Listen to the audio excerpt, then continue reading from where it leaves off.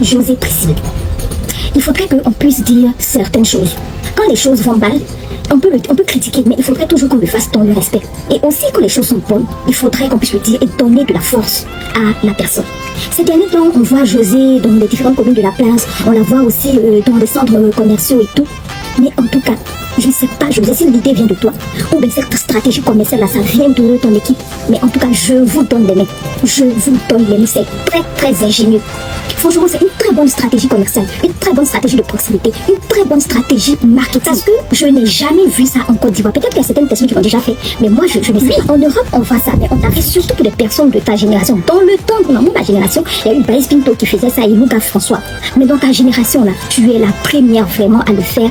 Et ça, il n'y a pas de mots. Il n'y a pas de mots. Tu as su reconquérir ton public. Tu as su créer de la proximité avec ta fanbase. C'est une façon de dire aussi à ta fanbase que loin des yeux, mais près du cœur, les gens sont toujours là dans ton cœur. En tout cas, c'est une très bonne politique commerciale. Franchement, très belle initiative. Vraiment, c'est la Côte d'Ivoire qui gagne et c'est l'Afrique aussi qui gagne. Très bonne continuation et que Dieu te bénisse. Je ne sais pas ce que vous en pensez. Dites-le moi en commentaire et n'oubliez pas de partager, de liker, de mettre en favori et que Dieu nous garde. Dis donc, vous allez déposer. N'est-ce pas un proverbe qui dit ici que après la pluie vient le beau temps? Je pense que c'est l'heure de José qui a sonné. Mes anges, bonjour ou bonsoir depuis votre position. Soyez tous les bienvenus sur ma chaîne. Ici, on parle des actualités des stars dans le monde entier et les faits réels qui se passent dans la société. C'est votre reporter international. Oui. La digne petite fille, même de haut point, il faut pour ceux d'entre vous qui tombent sur ma chaîne, appelez-moi tout simplement C-Beauty. Oui, il y a pas mal de temps de cela. Vous venez de regarder la vidéo. Continue. Il y a pas mal de temps de cela. José s'est fait huer sur la toile. Oui, José a été hué, charcuté. Voilà, les critiques, on n'en pouvait même plus. Voilà, on ne savait même plus où se donner de la tête. C'est de cette façon que certaines personnes ont catégorifié José par rapport à son histoire dans sa vie privée. Je dis bien dans sa vie privée. Et aujourd'hui, l'heure de José a sonné. Vous n'êtes pas sans savoir qu'il y a quelques jours de cela, José fait des concerts, voilà, s'il vous plaît, ce n'est pas en playback, non, des concerts live direct. Un peu partout, à Babilaba, à Abidjan, dans certains quartiers d'Abidjan, les quartiers populaires, dans les supermarchés. Et c'est vrai que ce concept, je ne l'ai pas encore vu en Afrique. Oui, ce genre de concept se fait ici aux États-Unis. Voilà, il y a des artistes, voilà, les artistes renommés qui font des concerts dans des grands centres commerciaux. Voilà, c'est ce que José a fait en Côte d'Ivoire. Et aussi, moi aussi, je pense que cette façon de faire ou de communiquer avec ses fans aussi permettre à ses fans ou permettre aux gens qui n'ont pas les moyens d'assister en vrai concert de pouvoir profiter à ces concerts live qui se sont déroulés un peu de partout.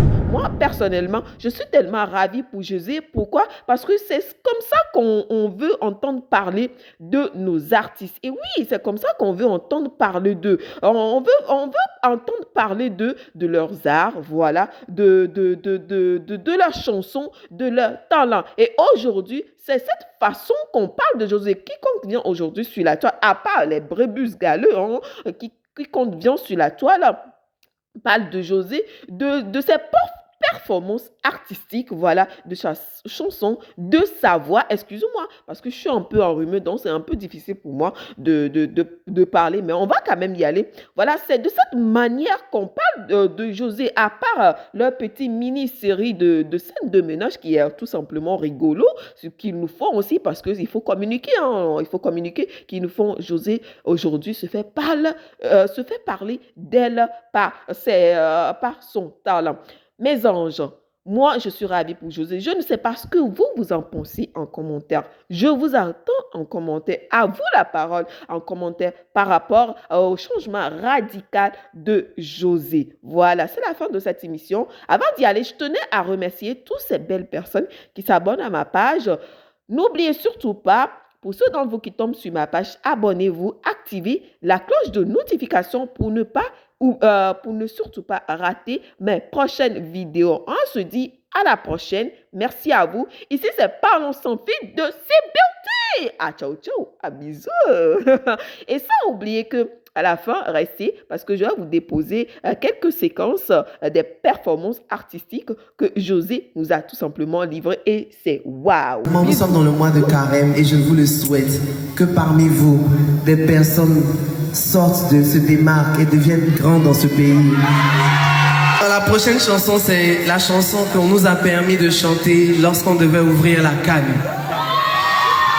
C'est une chanson qui, moi, ma mère, personnellement, marquait encore plus parce que elle m'a fait me sentir patriote. Elle m'a fait me sentir heureuse d'être ivoirienne. Et encore plus quand on a eu la 3e étoile. Est-ce qu'on peut faire du bruit pour notre 3e étoile? On y va. Hein?